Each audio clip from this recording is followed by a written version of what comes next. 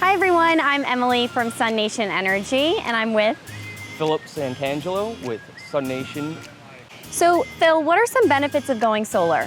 Some of the benefits of going solar are to reduce your dependence on the utility grids and also save a lot of money.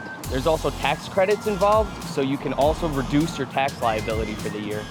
And what makes SUNation stand out compared to other solar companies? SUNation has been on Long Island for 19 years, helping homeowners save money and also gain their energy independence. We have the largest servicing department of any solar company on Long Island, which puts us ahead of the competition in a way that other companies are still struggling to catch up.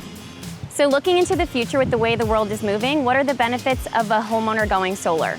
Going solar is going to benefit homeowners in a number of different ways.